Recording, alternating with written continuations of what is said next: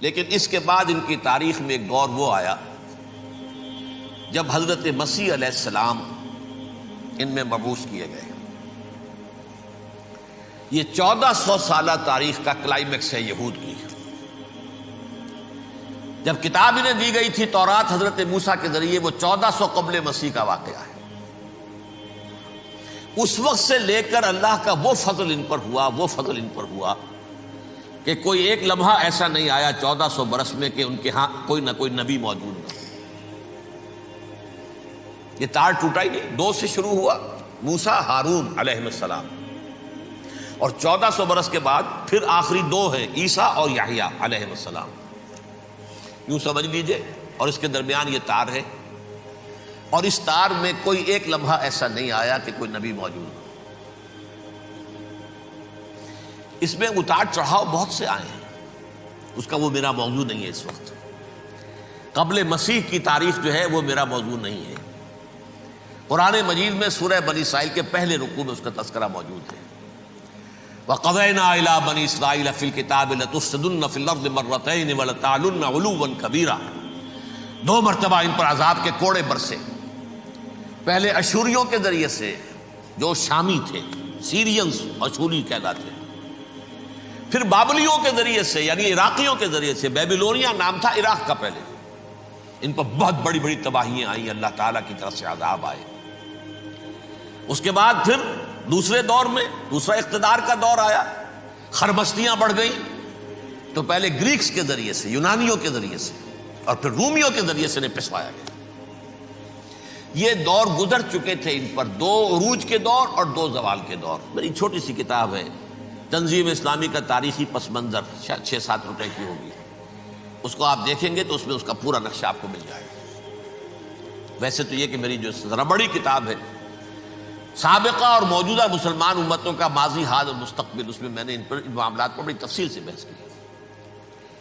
بہرحال یہ جو دور تھا ان کا 1400 سالہ، وہ اونچ نیچ سے ہوتا ہوا جب آیا ہے حضرت مسیح کی بعثت پر، تو ان کی شرارت کی انتہا یہ ہو گئی کہ اللہ تعالیٰ نے مسیح کو رسول بنا کر بھیجا، رسولاً الی بنی اسرائیل۔ حضرت موسیٰ اور حضرت عیسیٰ کے درمیان رسول کوئی نہیں ہے، سب نبی ہیں۔ حضرت موسیٰ رسول تھے اور حضرت عیسیٰ رسول ہیں۔ درمیان میں داؤد ہو، سلیمان ہو، یشعیاہ ہو، زکریا ہو، یہ سب نبی ہیں، یحییٰ نبی ہیں، رسول نہیں ہے۔ لہذا وہ شہید کر دیے گئے، رسول شہید نہیں ہو سکتا، قتل نہیں ہو سکتا۔ لیکن عیسیٰ اور موسیٰ کے درمیان 1400 برس ان کے جو ہیں، اس کا کلائمیکس ہے حضرت مسیح علیہ السلام کی بعثت، اور حضرت مسیح علیہ السلام کو جسے اللہ نے اپنی روح قرار دیا، روح منہ، کلمتہ القاہا الی مریم، اللہ کا کلمہ، عظیم ترین معجزات۔ انہوں نے کیا کہا؟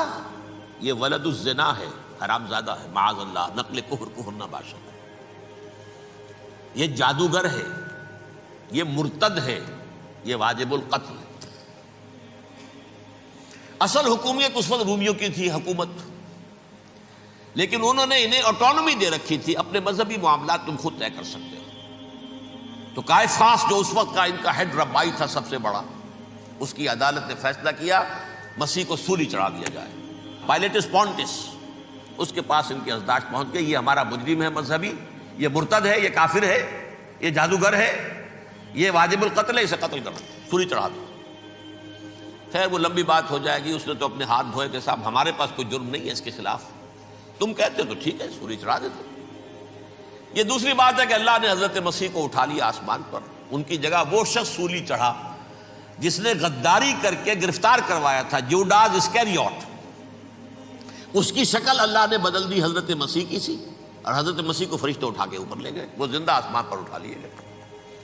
اور یہ ساری تفاصیل نہ قرآن میں ہے نہ حدیث میں ہے، یہ انجیل میں ہے، لیکن انجیل کون سی؟ برنباس کی انجیل، gospel of the Lord according to Saint Barnabas. یہ حواریین مسیح میں سے تھے، لیکن عیسائی ان کو تسلیم نہیں کرتے، ان کی بائبل کو صحیح نہیں مانتے، کینونیکل نہیں مانتے۔ 100 انجیلیں تھیں، 104 تھیں، جن میں سے 4 چنی ہیں انہوں نے، یہ بتی اور جان اور مرکس مارکس، یہ ہے تو یہ 4 انجیلیں ہیں، انہوں نے تسلیم کیے کہ یہ کینونیکلز ہیں، یہ تو ہیں حقیقی، باقی جو ہیں 100 اس کو وہ تسلیم نہیں کرتے۔ ان میں سے ایک ہے یہ برنباس، اس میں یہ تفصیل ہے کہ اللہ تعالیٰ نے اس شخص کی، جیوڈاس کی، جیوڈاس اس کو انگریزی میں کہتے ہیں، اس کی شکل بدل دی حضرت مسیح کی سی، وہ گرفتار ہوا، وہ سولی چڑھا۔ وہ غدار تھا، غداری کی سزا اسے ملنی تھی، وہ مل گئی۔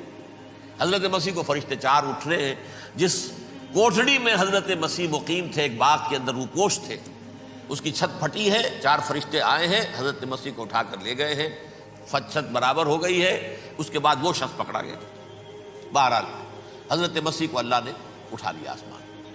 لیکن وہ دن ہے کہ اس قوم کو اب مغضوب علیہم قرار دے دیا۔ نوٹ کر لیجئے، اصل میں تو ہونا یہ چاہیے تھا کہ رسول کی جان کے درپے جب کوئی امت ہو جاتی تھی تو اللہ کا قاعدہ یہ تھا کہ اس امت کو نسیہ منسیہ کر دیا جائے۔ حضرت نوح کی قوم کو ختم کیا یا نہیں؟ حضرت ہود کی نگاہوں کے سامنے قوم عاد برباد کی گئی یا نہیں؟ حضرت صالح کی نگاہوں کے سامنے قوم سمود برباد ہوئی؟ یہ اللہ کا قاعدہ رہا۔ سدوم اور عمورہ کی بستیاں حضرت لوط علیہ السلام جہاں بھیجے گئے، مدین کا علاقہ جہاں حضرت شعیب بھیجے گئے، اہل فرعون جن کی طرف موسیٰ کو بھیجا گیا، سب ہلاک کر دیے گئے۔ کیونکہ رسولوں کے بارے میں اللہ کا نبیوں کے بارے میں یہ بات نہیں ہے۔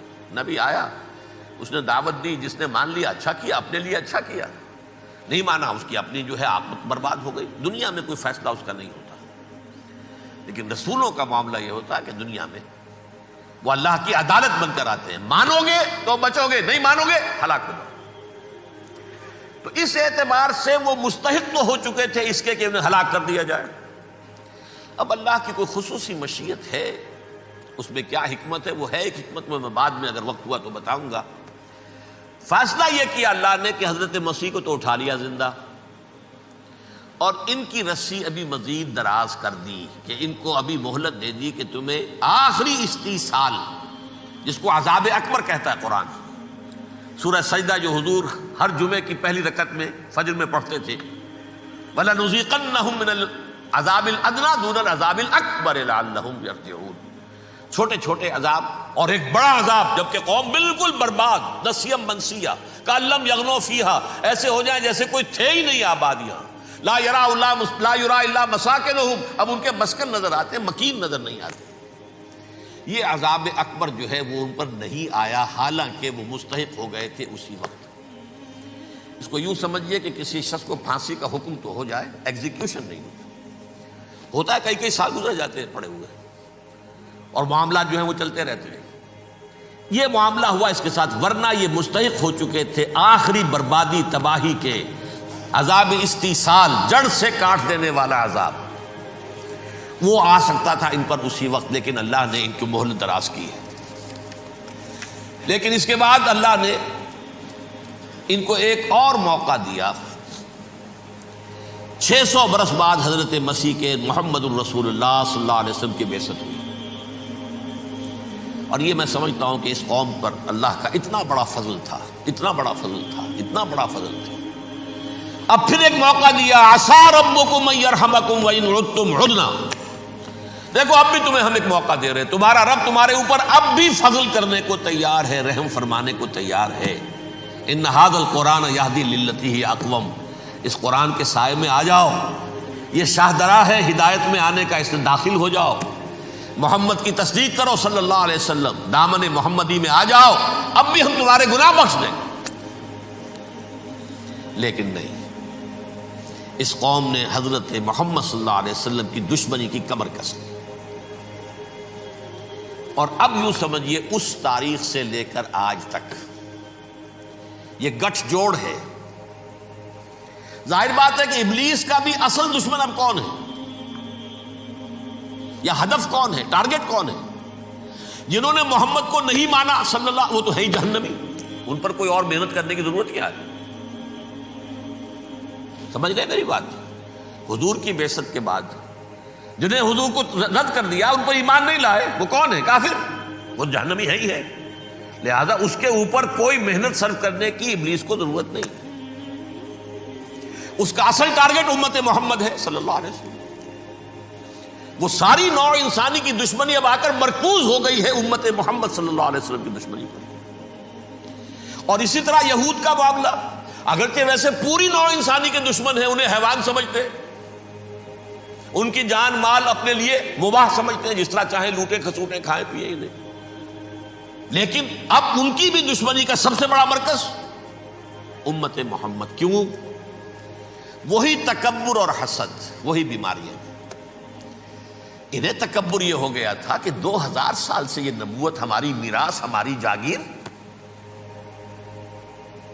بنو اسرائیل کے اندر سینکڑوں نبی آئے، 3 کتابیں اللہ نے ہمیں عطا کی، یہ کہاں سے آ گیا محمد صلی اللہ علیہ وسلم؟ معاذ اللہ ثم معاذ اللہ، یہ امیین میں سے، یہ جنٹائلز میں سے، یہ گوئنز میں سے، یہ حقیر ان پڑھ، کہاں ہم کہاں یہ نہیں تسلیم کریں گے۔ حالانکہ قرآن کہتا ہے یعرفونہ کما یعرفون ابناہم، ان کے علماء ایسے پہچانتے تھے حضور کو جیسے اپنے بیٹوں کو پہچانتے ہیں کہ یہ آخری نبی ہے، لیکن تکبر اور حسد کی آگ میں جل اٹھے۔ اب ان کے بھی دشمنی کس سے ہے؟ محمد اور امت محمد صلی اللہ علیہ وسلم۔ یہ گٹھ جوڑ ہے۔ اب دیکھیے، یہ ہے میری گفتگو کا اب تک کی گفتگو کا حاصل، یہ گٹھ جوڑ، ایک غیر مرئی دنیا، انویزیبل دنیا کا ابلیس لعین اور جنات میں سے اس کے لشکری فوج، انسانوں میں سے ویسے تو اور بھی بہت جگہ اس کے ایجنٹ ہیں، مسلمانوں میں بھی ہے، لیکن بحیثیت قوم، بحیثیت مجموعی، ایک پوری قوم، ایک پوری نسل جو ہے اس کے ساتھ گٹھ جوڑ ہے۔ ان دونوں کی گٹھ جوڑی کے ساتھ یہ دشمن دون ہیں انسانیت کے۔ پہلا دشمن ابلیس لعین، عزازیل